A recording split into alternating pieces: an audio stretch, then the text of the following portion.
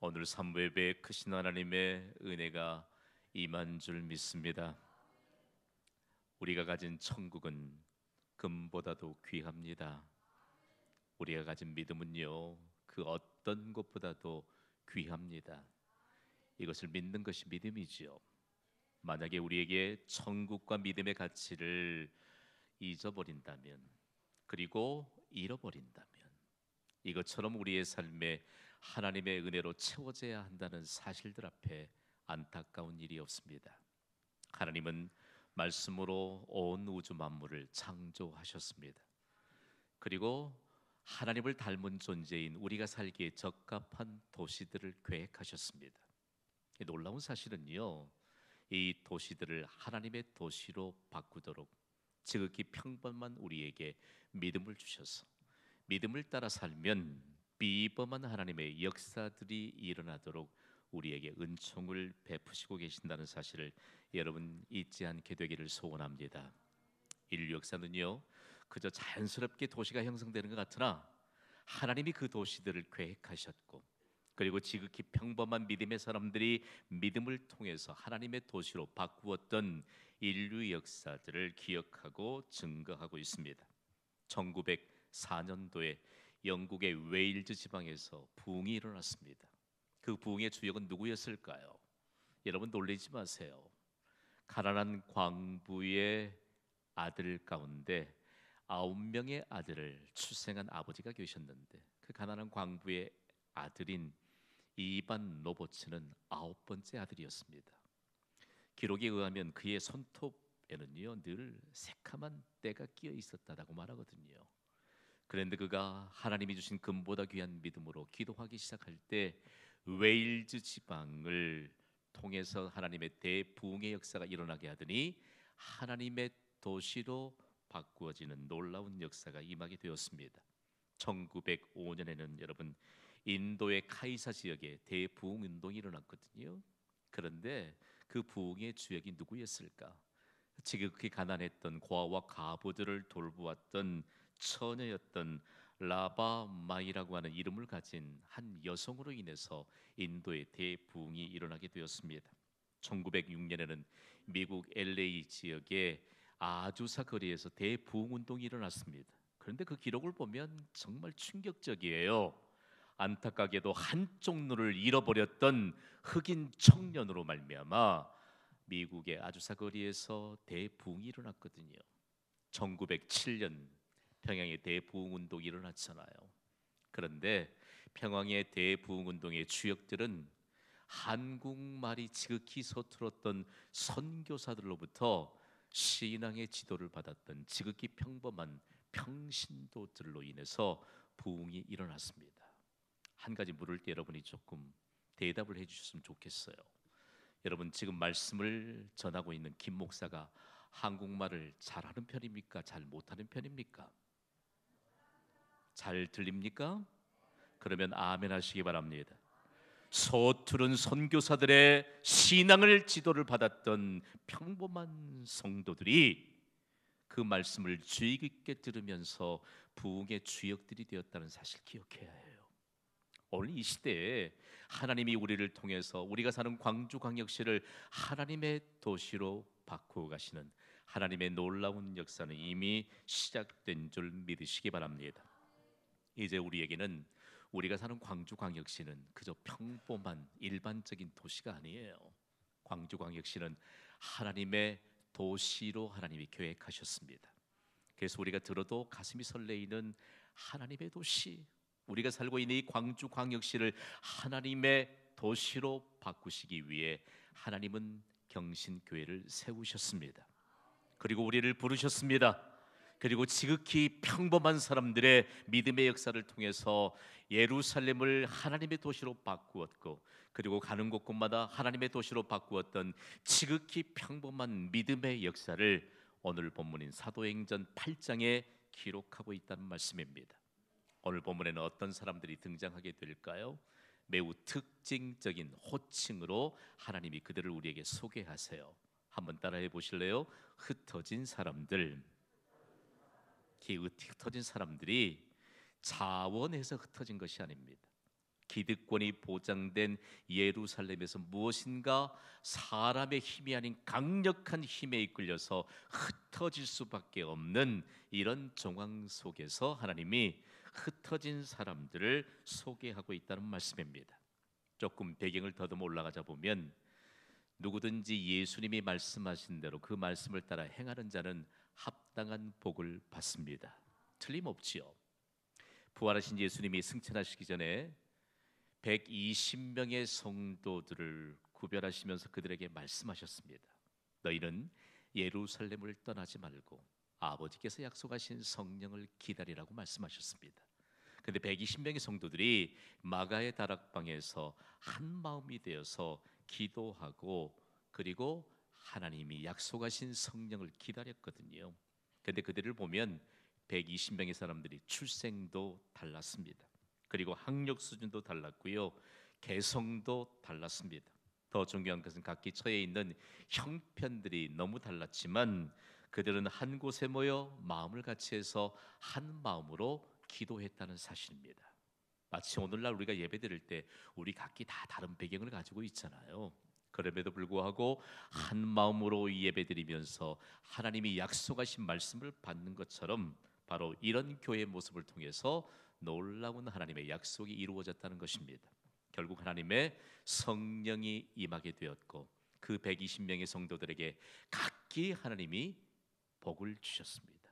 그 복이 동일한 복이었는데 각기 다른 나라의 언어로 한 번도 배워보지 않는 다른 나라의 언어들로 하나님의 큰 일을 말하게 하셨다는 말씀입니다. 그런데 하나님의 큰 일이 교회 탄생에 관한 일이었습니다.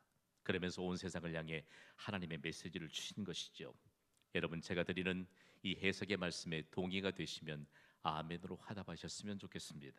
누구든지 교회를 세우는 일에 헌신한 자들에게는 하나님의 큰 일이 이루어집니다. 누구든지 하나님이 세우신 교회를 위해 헌신하는 자들에겐 하나님의 뜻이 이루어집니다. 누구든지 하나님이 사랑하시는 교회를 사랑하는 자들에게는 자손 대대로 하나님의 복이 임합니다. 이것이 바로 하나님이 약속하신 성령을 기다렸다가 그 성령이 임하였던 그 결과로 하나님의 큰 일을 말함으로 교회를 탄생시켰던 순종의 사람들에게 주신 은혜입니다. 이 하나님이 약속하신 성령이 임하게 될 때 예루살렘이 어떤 결과가 일어났을까? 그렇지 않아도 이름 자체가 예루살렘 하면 평화의 도시잖아요. 그런데 성령이 임하게 될 때 가장 행복한 도시가 되더니 하나님의 도시로 탈바꿈합니다. 어떤 근거가 있지요? 베드로가 예루살렘에서 복음을 전했는데 일시에 3,000명이 예수님께 회개하고 돌아옵니다. 그리고 베드로가 복음을 전했는데 그 말씀을 들은 사람들이 그 말씀을 주의 깊게 듣고 그 말씀을 되새기다가 5,000명이 주께로 돌아오는 전무후무한 은혜가 임합니다. 그 일들은 더 이상 이 세상에 일어나지 않습니다. 그런데 동일하게 주시는 메시지가 있습니다. 여러분, 하나님이 세우신 교회를 통해서 하나님이 큰 일을 이루어 주십니다. 하나님이 세우신 경신교회에 지금까지 하나님의 큰 일들이 이루어지고 있습니다. 교회를 섬기는 우리 모두를 통해서 하나님의 큰 일이 이루어진다는 사실을 온 세상에 증거하면서 이 일들을 통해서 하나님이 역사하십니다. 오늘 삼부 예배를 섬기는 여러분, 우리가 섬기는 경신교회와 함께 더불어서 하나님의 큰 일이 이루어지는 근거가 여러분에게 있게 되기를 주님의 이름으로 축복합니다. 그런데 오늘 본문에 보면 왜 하나님이 전무후무한 하나님의 큰 일이 일어나잖아요. 예루살렘에 있는 모든 시민들이 하나님의 교회를 통해서 전무후무한 하나님의 기적적인 역사가 일어나서 하나님의 도시로 탈바꿈해 가고 있는데 갑작스럽게 예루살렘에 큰 핍박이 일어납니다. 믿음을 가지고 예수 그리스도를 믿는 믿음으로 살려면 예루살렘에서 절대 살지 못해요. 그러나 시침이 뚝 떼고 믿음이 없는 사람처럼 살려면 거기에 살 수 있을 만큼 큰 핍박이 일어납니다. 당시의 급박한 예루살렘의 상황을 오늘 본문 4절은 이렇게 증거합니다. 우리 힘있게 읽습니다. 시작. 그 흩어진 사람들이 두루 다니며 복음의 말씀을 전할세. 아멘. 여전히 우리가 주목해야 될 단어가 있다면 그 흩어진 사람들입니다. 왜 흩어진 사람들이 생겨나게 되었을까? 우리는 부활하신 예수님이 예루살렘을 떠나지 말라고 당부하시면서 승천하시기 직전에 남기셨던 말씀 한마디를 기억해야 합니다. 사도행전 1장 8절에 예수님은 이런 말씀을 당부하셨습니다. 함께 읽어보시죠. 시작. 오직 성령이 너희에게 임하시면 너희가 권능을 받고 예루살렘과 온 유대와 사마리아와 땅 끝까지 이르러 내 증인이 되리라 하시니라. 아멘. 보세요. 예수님이 약속하신 바대로 120명의 성도들이 순종했더니 약속하신 성령이 임했지요. 그리고 권능을 받았습니다. 그러면 뭘 해야 되냐요? 예루살렘과 온 유대와 사마리아와 땅 끝까지 이르러서 복음을 전하면서 예수님의 증인이 되어야 되는데 예루살렘에만 머물러 있거든요. 그래서 예수님이 큰 핍박을 예루살렘에 임하게 하시면서 모두 다 흩어지게 했다는 사실을 우리는 잊어서는 안 될 것입니다. 근데 중요한 것은요, 이 흩어진 사람들이 도대체 흩어지면서 무엇을 했는가를 우리에게 보여줍니다. 오늘 본문 4절에는 그 흩어진 사람들이 두루 다니며 복음의 말씀을 전할세라고 기록하고 있습니다. 이 말씀은 이렇게 해석하는 것이 원문에 훨씬 더 가깝습니다. 그 흩어진 사람들이 두루 다니며 소문을 낼세. 이 전했다고 하는 말이요, 소문을 냈다는 말입니다. 요즘은 여러 언어들을 우리가 함께 섞어서 쓰는 그 시대를 맞이했어요. 소문을 냈다. 소문거리가 무엇인가 말할 때 우리는 영어 단어인 가십이라고 하는 단어를 씁니다. 가십거리가 되었다라고 하는 것은 소문거리가 되었다는 것이에요. 그런데 소문을 내는 것을 계속해서 행했다. 그런데 이 소문을 냈던 것이 선포했다는 것으로 완전하게 해석되는 것이죠. 여러분, 예수 그리스도의 이름을 증거하는 자들에게 하나님의 능력이 임합니다. 예수 그리스도의 이름에 의지해서 믿음으로 살아가는 자들에게 하나님의 크신 은혜가 임합니다. 이것을 소문내야 돼요.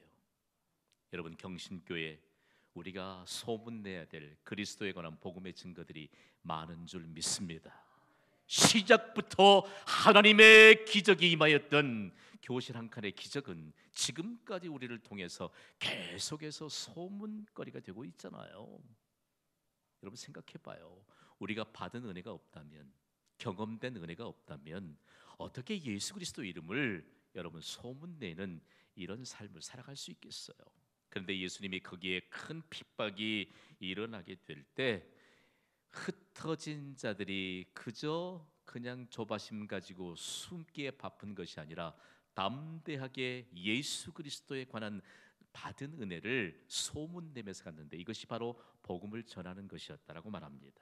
그런데 그들에게 근본적인 변화가 일어났던 것을 오늘 본문이 보여주거든요. 오늘 본문 5절 말씀을 우리 함께 읽습니다. 시작. 빌립이 사마리아 성에 내려가 그리스도를 백성에게 전파하니. 자, 어떤 것이 근본적인 변화의 결과를 보여주는 것일까요? 빌립은 유대인입니다. 사마리아는 물론 유대인 동족들이 살고 있습니다. 그래도 불구하고 사마리아는 이방인들과 이런 혼잡한 삶을 통해서 그들에게 혼혈족들이 생겨나게 되었고 유대인들의 순수 혈통이 완전하게 무너졌습니다. 그것만이 아니고 이방인들이 가져왔던 타 종교로 말미암아 신앙의 정통성마저 무너져 내렸습니다.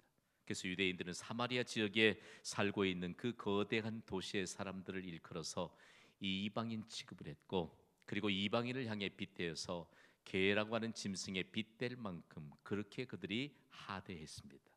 완전히 무시했지요. 상종하는 것을 완전히 꺼려했으면서 동족들을 마치 원수처럼 대했던 유대인인 빌립이 흩어져서 그들에게도 그리스도를 거기에 있는 백성들에게 전했다는 것입니다. 여러분, 오늘 우리에게 아직 남아있는 편견들이 무너지는 역사가 있기를 주님의 이름으로 축복합니다. 우리가 생각하기에 믿지 않는 사람들 많잖아요. 그냥 교회의 영광스러운 이 은혜에 관한 비밀을 모르니까 자꾸만 교회를 끌어내리려고 하는 사람들이 있어요. 우리 가운데도 예수 그리스도에 관한 은혜를 경험하지 못하면 천국과 믿음이 황금보다 더 가치 있는 것이라는 사실을 알지 못하면 우리는 은혜를 경험하지 못한 채 삽니다. 그러니까 이 은혜에 관한 내용들을 소문낼 만한 경험들이 없잖아요. 생각해 보세요. 오늘 이 예배를 통해서도 금보다 귀한 믿음으로 예배하는 자들에겐 세상이 줄 수 없는 하나님의 복과 하나님의 약속이 이루어지게 될 줄 믿습니다. 우리가 받은 이 복을 그대로 소문내며 전해주면 돼요. 그런데 우리가 사는 광주광역시엔 이 비밀을 알지 못하는 사람들이 너무 많습니다. 자기 생각에 갇혀 있는 사람들, 그들을 향해 마치 사마리아 성에 그들이 지금까지 원수처럼 대했던 자들에게 그리스도를 백성에게 전파했던 빌립 한 사람의 모습을 우리에게 보여주고 있습니다. 여러분, 믿음이 없는 것 같으나 실제적으로 믿음이 있다는 사람들도 많아요. 교회를 출석하다가 교회 신앙생활을 쉬고 있는 사람들이 부직 있습니다. 그런데 그들을 보면 받은 은혜가 없어요.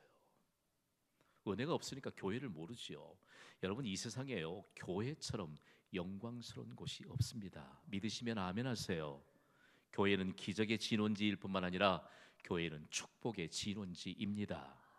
교회는 한 사람의 구원을 위해 하나님이 세우셨고 한 사람의 행복을 위해 교회를 세우셨습니다. 그리고 한 사람을 통해서 광주광역시를 거대한 하나님의 도시로 바꾸기 위해 하나님이 세우셨습니다. 우리 이곳에서 복 받으면서 이 복을 계속해서 우리의 삶의 현장에서 소문을 내는 이런 삶을 살아야 되는 것이거든요. 신앙과 불신앙의 중간지대에 살았던 사마리아 사람들에게 복음을 전할 때 도대체 어떤 일이 일어났을까요? 오늘 보면 사도행전 8장 6절을 보면 생각지도 못할 일들이 일어납니다. 우리 함께 6절 말씀을 읽겠습니다. 시작. 무리가 빌립의 말도 듣고 행하는 표적도 보고 한 마음으로 그가 하는 말을 따르더라. 아멘. 이 말씀을 주의해서 보시기 바랍니다. 거기에 수많은 무리들이 모였습니다. 빌립이 예수 그리스도에 관한 복음을 전하는데 수많은 무리들, 군중들이 모였습니다. 그런데 그들이 빌립의 말을 들었습니다. 한번 따라하겠습니다. 주의 깊게 듣자. 중요합니다. 그리고 조심스럽게 들었습니다. 그랬더니 그 말씀을 듣고 행하는 표적도 보았다라고 말하는데요. 이 말씀엔 무궁무진한 하나님의 비밀들이 현장감 있게 거기에 포함되어 있습니다. 여러분, 예수님이 반모섬에서 사도 요한에게 이런 말씀을 주시잖아요. 이 여호와의 말씀을 읽는 자와 듣는 자와 행하는 자가 복이 있다고 말씀하셨습니다. 하나님의 말씀을 주의 깊게 들으십시오. 우리에게 하나님의 말씀을 주의 깊게 들을 때 우리를 통하여 하나님의 표적 기적이 나타나는 것을 보게 될 줄 믿습니다. 먼저는 우리가 하나님의 말씀을 주의 깊게 듣지 않아요. 수많은 예배자들이 지금 3부 예배 섬기고 있습니다. 제 말씀이 혹여라도 기전에 들리시면 아멘으로 화답하시기 바랍니다. 들으셔야 해요. 들었더니 한 번도 복음을 전해 듣지 못했던 하나님이 선택한 백성이었던 유대 민족의 신앙의 보존도 그들이 기꺼이 깨부셨던 그들이었지만, 그리고 민족의 혈통도 보존하지 못했던 그들이었지만, 비로소 빌립이 전했던 이 말씀을 주의 깊게 그리고 조심스럽게 듣더니 놀라운 일들이 일어났습니다. 그런데 빌립이 이 복음을 전할 때 어떤 말로 전했을까? 정말 하나님의 말씀은 연구하면 연구할수록 얼마나 깊고 오묘하신 하나님의 비밀이 담겨 있는지 몰라요. 빌립에게 하나님의 말씀을, 즉 복음을 전할 때 하나님이 특별한 언어를 주셨습니다. 이것이 바로 하나님이 우리에게 전해주시는 하나님의 비밀입니다. 어떤 비밀을 전수받았을까요? 첫 번째 항목만 한번 읽어볼까요? 시작. 복음을 전하는 자들에게는 큰 기쁨과 행복의 언어를 주신다. 믿으시면 아멘 하세요. 예수님이 내 안에 계십니다. 예수님은 그야말로 세상 모든 만물을 창조하신 창조주이십니다. 세상보다 크신 분이 예수님이십니다. 그분이 내 안에 계시기 때문에 우리의 삶의 영역 가운데서 우리가 믿음으로 살 때 세상보다 크신 하나님의 능력이 임하는데 우리에게 그 능력에 대한 결과로 복음을 전하게 하시는데 큰 기쁨의 언어를 우리에게 주십니다. 행복의 언어를 주십니다. 우리를 행복하게 하실 분은 예수 그리스도 한 분뿐인 줄 믿습니다. 요즘 들어서 하나님이 계속해서 제게 계속 강력한 음성을 주세요. 더 이상 사람에게 실망하지 말라는 것입니다. 하나님은 한 번도 우리를 실망시키지 않으십니다. 믿으시기 바랍니다. 하나님이 오늘 우리에게 내가 경험한 내가 믿는 예수 그리스도 그분을 무엇을 어떻게 전하게 하시는가 우리에게 큰 기쁨과 행복의 언어를 주시면서 전하게 하세요. 오늘 이 예배에 얼마나 큰 하나님의 기쁨이 임하고 그리고 하나님이 우리에게 행복을 보장해 주시는지 모릅니다. 이 언어로 복음을 전하는 것이에요. 왜냐하면 복음은 큰 기쁨과 행복의 언어로 전달되어야 하기 때문입니다. 우리 경험들이 있잖아요. 여러분 평상시에 예수 그리스도를 믿지 않고 예수 그리스도의 은혜를 경험하지 못한 이전의 상태를 우리는 변화되기 이전의 상태라고 그렇게 표현합니다. 그럴 땐 누구에게든지 그냥 함부로 툭툭 이렇게 대했잖아요. 그러나 내가 예수님의 은혜를 경험하면 그럴 수 없습니다. 내게 큰 기쁨과 행복의 언어를 주셨어. 이 언어로 예수님을 전하게 하기 때문에 하나님의 놀라운 역사가 일어나는 것입니다. 우리가 말하는 언어엔 반드시 언어에 합당한 열매가 맺힌다는 사실을 여러분 기억하시기를 바랍니다. 그러면서 사마리아인들이 한 마음으로 빌립에게 주목하게 될 때 어떤 역사가 일어나게 되었을까요? 오늘 본문 7절과 8절에 보면 놀라운 하나님의 능력이 나타나고 있습니다. 우리 힘있게 7절과 8절을 읽습니다. 시작. 많은 사람에게 붙었던 더러운 귀신들이 크게 소리를 지르며 나가고 또 많은 중풍병자와 못 걷는 사람이 나으니 그 성에 큰 기쁨이 있더라. 아멘. 보십시오. 그 전에 복음을 전하기 전에는 사마리아 성에 이런 큰 기쁨이 없었는데 어떤 기쁨이 있었을까요? 많은 사람에게 붙어 있던 귀신들이 떠나갔습니다. 그것도 더러운 귀신입니다. 신약의 원문인 헬라어는요, 귀신이라고 이 한 단어가 귀신의 정체를 밝혀줘요. 귀신은 뭐 머리 산발하고 소복이 있고 그것이 귀신이 아니에요. 제가 귀신하면 여러분은 똥집 주인이라고 말해주세요. 귀신. 이게 성경의 원문의 의미예요. 그런데 거기에 뭐가 붙었지요? 더러운 귀신. 똥집 주인만으로도 그냥 악하고요. 말을 하는 것도 악해요. 말을 하는 것도 더러워요. 그가 하는 행동도 선한 것이 하나도 없어요. 그런데 거기에 더러운 귀신들이 떠나갔다. 여러분, 이 시간 주 예수 그리스도의 이름으로 명하노니 우리의 중심에 남아있거나 우리의 주변에 도사는 모든 더러운 귀신은 떠나갈지어다. 생각해봐요. 점검해봐요. 우리의 말이 선한 말인지, 우리의 말이 축복의 말인지, 우리의 행동이 지극히 사람들에게 감동을 줄 수 있는 모범된 행동인지를 우리는 더듬어 봐야 해요. 사마리아 사람들에게 예수 그리스도의 복음이 전해지지 않을 때, 그들이 예수 그리스도에 관한 복음을 주의 깊게 듣지 않았을 때 그들의 행동은 더 이상 볼 필요가 없습니다. 그래서 횡행했던 사람들이 사마리아 성에 더러운 귀신의 영에 힘입어서 사람의 눈속임으로 사람들의 모든 것을 빼앗았던 마술사들이 횡행했습니다. 복음이 전해질 때 더러운 귀신이 떠나가면서 이 마술사들이 밥줄을 잃게 되는 이런 역사가 일어났다는 거 여러분 참고로 기억하시기를 바랍니다.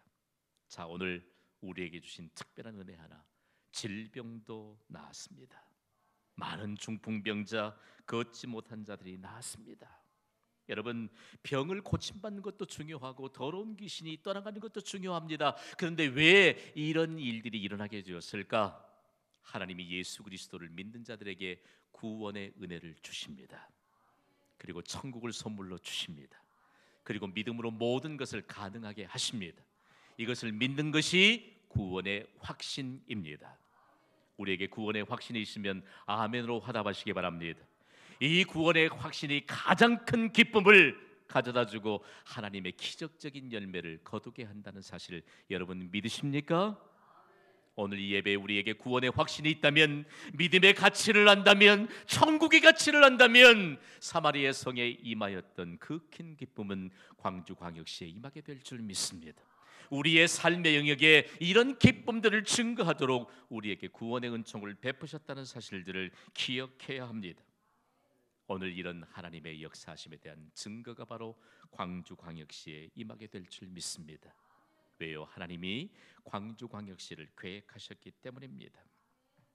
하나님이 광주광역시를 계획하시면서 광주광역시를 하나님의 도시로 바꾸어갈 교회를 계획하셨습니다. 그 교회는 13년 전에 이 광주광역시에 세워졌습니다. 어느 교회지요? 믿으시기 바랍니다. 우리가 블레싱 광주를 선포하고 계속적으로 블레싱 광주를 섬겨오기 때문입니다. 블레싱 광주는 어떤 하나님의 비전과 의미가 담겼을까? 제가 블레싱 광주를 선포하면 여러분 한 항목씩만 선포해 주세요. 블레싱 광주, 블레싱 광주. 아멘. 우리는 광주를 축복하고 광주를 구원해야 될 축복의 사람들인 것을 여러분 믿으시기 바랍니다. 오늘 우리가 이 예배당에 예배하러 올 때 우리를 통해서 하나님의 도시로 세우시기 위한 하나님의 놀라운 계획들이 우리의 삶의 행동에, 그리고 우리의 구성하는 언어에 모두 담겨 있고, 이 예배에 놀라운 하나님의 역사심이 있다는 사실을 기억해야 합니다. 블레싱 광주는 하나님이 이 광주지에게 드러내신 선교 목적입니다. 블레싱 광주를 통해서 구원받는 백성들이 많습니다. 블레싱 광주를 통해서 광주를 하나님의 도시가 되게 하여 주실 줄 믿습니다. 여러분 주의 깊게 들으십시오. 광주광역시에 사는 시민 한 사람을 구원하는 일이 광주광역시를 구원하는 일입니다. 광주광역시민 한 사람을 구원하는 일이 대한민국을 구원하는 일입니다. 광주광역시민 한 사람을 구원하는 일이 지구촌을 구원하는 일인 것을 여러분 믿으시기 바랍니다. 광주광역시에 150만을 웃도는 시민들이 살고 있습니다. 통계에 의하면 20%만이 예수님을 구주로 영접한 하나님의 백성으로 살고 있습니다. 130만 명은 아직도 갈 길을 모른 채 멸망의 길로 가고 있습니다. 아니요, 예수 그리스도를 믿는 자들마저도 천국의 가치와 믿음의 가치와 구원의 가치를 모르기 때문에 광주를 하나님의 도시로 바꾸어야 한다는 이 하나님의 비전에도 근접하지 못하는 것입니다. 여러분, 오늘 이 시대에 종교개혁의 완성자로 불리는 칼빈의 개혁 정신을 본받아야 합니다. 인류 역사 가운데 스위스에 있는 제네바라고 하는 도시는 국제 도시로 기억하고 있습니다. 그런데 조금 더 그 도시를 우리가 함께 살펴보면 국제 도시인 제네바는 보통 도시가 아닙니다. 종교개혁의 완성자인 칼빈으로부터 그 성도들과 함께 하나님의 도시로 전환되었던 특별한 은총의 도시입니다. 그런데 여러분, 종교개혁의 바톤을 이어받은 칼빈이 이 스위스의 국제도시인 제네바에서 목회하면서 성도들과 함께 이런 중심 하나를 심었거든요. 제네바를 하나님의 도시가 되게 하라. 그랬더니 엉뚱한 결과가 나타나요. 칼빈이 제네바에 오기 전엔 우리 좀 느슨하게 신앙생활 했으니까 당신 너무 믿음을 강조하니까 우리가 부담이 된다. 경신교회 성도들처럼 정말 주일 예배 잘 섬겨야 되고, 그래 복 받죠. 와서 새벽에도 깨어 기도해야 되고, 공적인 예배인 수요예배도 섬겨야 되고, 이게 세상을 복받게 하는 일이에요. 그래서 너무 힘들었던 모양이에요. 칼빈, 당신 우리 제네바를 좀 떠나주세요. 쫓겨났다니까요. 그래서 인접해 있던 프랑스의 스트라스부르라고 하는 도시로 가서 거기에서 그 중심 그대로 목회하니까 제네바가 어떤 현상이 일어났을까? 아주 도시가 텅 빈 도시처럼 공허해집니다. 성도들이 견디지 못합니다. 그래서 기도하면서 다시 칼빈을 제네바로 초빙해 옵니다. 그러면서 제네바를 완전하게 하나님의 도시로 바꾸어 놓습니다. 여러분, 우리가 사는 광주 광역시 하나님의 도시가 되도록 경신교회를 세우셨습니다. 우리를 하나님의 도시로 바꾸는 축복의 주역들이 되도록 하나님의 시간표를 따라 이곳에 우리를 부르셨습니다. 칼빈이 제네바에 있던 성도들과 함께 더불어서 하나님의 도시가 되게 했던 그 구호를 저는 여러분과 함께 이렇게 패러디하고 싶습니다. 우리 다 함께 선포합니다. 시작. 광주를 하나님의 도시가 되게 하라. 아멘. 오늘 우리는 블레싱 광주를 선포합니다. 제가 블레싱 광주를 선포하면 여러분은 광주를 하나님의 도시가 되게 하라. 힘차게 선언하시면 됩니다. 블레싱 광주, 블레싱 광주. 아멘. 광주를 하나님의 도시로 바꾸면서 우리의 일평생 동안 그리고 우리의 자손 대대로 가장 영광스러운 인생을 사시기를 주님의 이름으로 축원합니다. 이 시간에는 선교국에서 지난 선교 박람회와 선교 헌신에 관한 결과들을 잠시 보고해 주십니다.